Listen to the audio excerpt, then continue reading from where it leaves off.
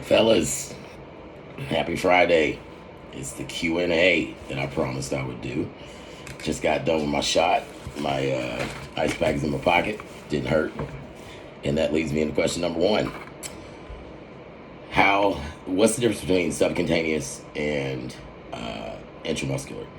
Very quickly. Subcutaneous, you're shooting through fat. Most people that do subcutaneous do it to prevent the pain of the shot. But most people that also do subcutaneous, the grand majority, hold extra body weight.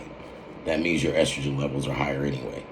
So you're not getting the full benefit of your tea because it has to fight through the fat that's over the muscle. The shot is intramuscular. That's how the medication works. It has to be into the muscle directly. Tea does not filter through like insulin does. Insulin filters through slowly. You don't want your insulin shot to hit your pancreas and your system very quickly because you could go into diabetic shock. You want your insulin to drip slowly. That's why it's okay to do an insulin shot with a small needle through fat. Testosterone does not work that way. You have to take it intramuscular. Now, you can do subcutaneous intramuscularly, and the only difference is the length of the needle. Intramuscular needles are just longer. That's all. They're a little bit thicker, but you can still get, like, a subcutaneous needle is 27, I think, and you can get intramuscular needles at 25. If you follow the shot tutorial that is on the timeline in the videos, it won't hurt. I've been taking shots for 28 years or so, and for the last 17, they haven't hurt, because that's about how long ago I started doing this method. And I practiced with a lot of different ways. And once I got into the medical field and I learned how to really take shots, and I saw how you can even look, sometimes your nurse will do that. Not the way to do it. It's the angle, prepping the leg, prepping your body. Watch the video. All right, so if you do subcutaneous, find an area that is muscular to shoot into, a harder area on your body, if you cannot stomach the intramuscular needle. Gels, not going to work. Gel won't work because your gel has to fight through skin cells, lotion, the environment, and everything else. You're getting maybe 0.5% maybe of whatever you're putting on yourself of the gel. That's why those who use the gel, you don't see very good results, and you see very slow beard growth, very slow muscular development. Pellets, same kind of thing. They digest. They have to go through your system. That also depends on how fast your system metabolizes things. You need to know that. If you're eating other things, and especially if they're processed and foreign, they've got to fight through that trash. The best thing that you can do, intramuscular. Another reason why, and probably the most important for FTM men, is testosterone has peaks. So your T will peak at a certain time and then it'll drop. That's why your shot is on a certain schedule, and why it's important to pay attention to how you feel until your PCP. Because if you're missing, like if you peak and then you let yourself drop, that's the depressive state that you go through. You know you're peaking because you're horny as shit. You feel like you can take on the world. You just, that's the peak. Usually your shot peaks. You take your shot at the beginning of the week on Sunday. By Wednesday, you're peaking.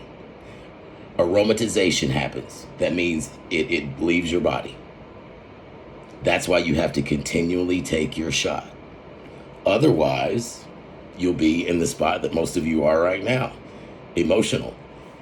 And, it's like, well, it hurts. Well, you have the solution. Go look at it. Go watch it. That's it. Number two, I'm getting stronger, but I'm not getting bigger. There can be a couple things here. The main thing, in my opinion, you're not lifting correctly. Reason why. This is a neuroscience muscular kind of thing. I'll keep it super simple, though. Nerves from your spine connect to your brain, connect to your muscle. Each muscle has nerves that connect to it like this. They all go down from your spine, through your brain stem like a Christmas tree, and they attach. That's where the mind-muscle connection comes in. If you're in the gym and you're somewhere else, then literally this is what you're doing. If you're focused in and you're in your set and your mind is on the muscle, that's what you're doing. Your body will absolutely lift the weight by any means necessary, but that's where injury, tendonitis, strains, pains, bursa sac ruptures, all that comes in. Imbalance. How many people have you seen with huge chest, very little back? You know what I mean? Huge quad, The back of their leg is flat. Same thing. That affects function. The body is a counterbalance. Your body has no idea what you're doing, but your muscles will get bigger to push more force if you flex them right while you're lifting.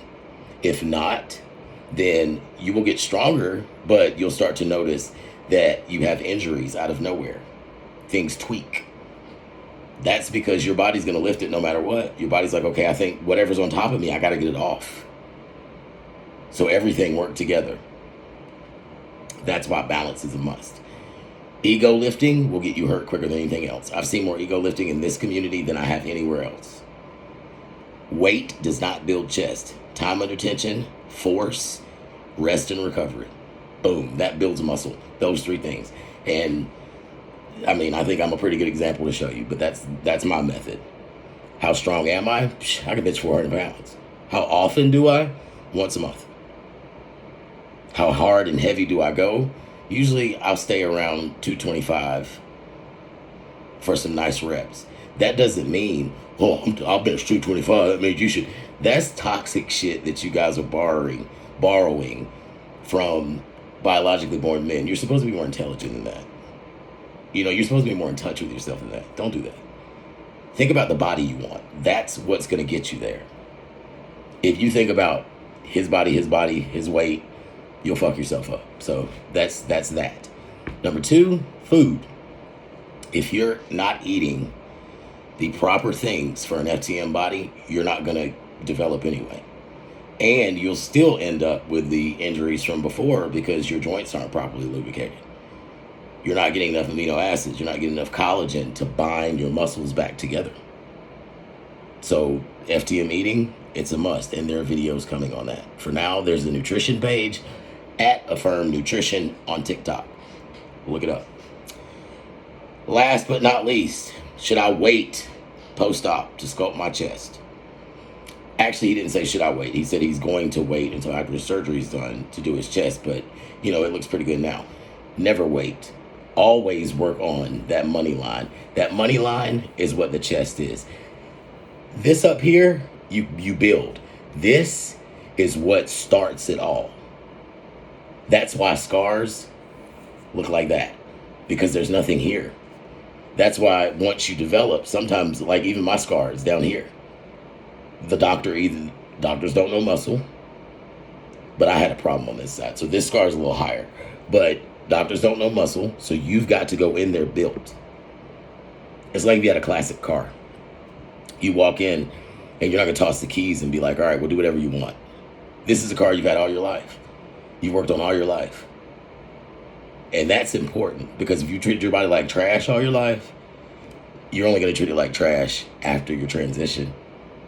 You better practice now, because it's going to be harder once you start taking testosterone.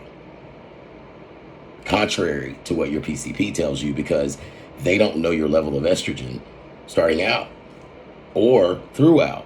You don't get estrogen and testosterone tested. However, you follow my methods. I hate to say that, but you can look at the results at Facebook, Instagram, TikTok. Your testosterone levels will absolutely go up. Every guy, more hair, every guy. You don't see their faces, I do, but their faces are much more square. Their jaws are squared out. They've lost that baby fat. You have puberty fat you've got to lose. Every boy has to lose puberty fat before he can get that chiseled cut face. I had puberty fat. It's just I looked like a young baby. But it's going to take the work. And then you think about it. Like, one of the things you guys do is you set this goal. Never set a goal to look a certain way. Make it a point to just daily work on you and improve. You set a goal. Once you get to that goal, you're going to quit, because you no longer have anything to shoot for. I've seen it time and time and time again. This is why you'll see a woman's wedding pictures and she's freaking gorgeous, and then you see her in real life and you're like, damn, what happened? Or some of you will see, you know, these guys online and they look like, wow. And then you go to a conference and you're like, wait a minute. That's also why I don't make my shit pretty, because I look like this all the time. Why? Because I live this life. And I want you to learn how to live it, because this is the rest of your life. And once you all find out after this conference in October, we have embryonic stem cells inside of us already. We have a lifetime supply. They don't start out as the same as stem cells, but they can absolutely mutate and heal you. If you look at all the guys, each one of them, scars healed, nipples healed. Nobody's nipples have had to be tattooed yet, and everybody's have flushed back to color. Now I'm talking people that go back 12 years on surgery. There's a way to do this. And fuck with me, because you know I got it.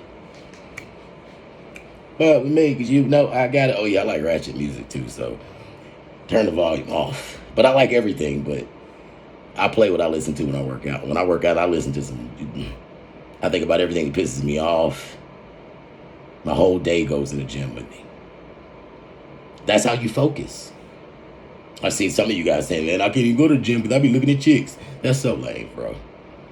For real. You gonna make some woman feel like that? That's creepy. For real. Like, I mean, not to say I don't see people and be like, damn.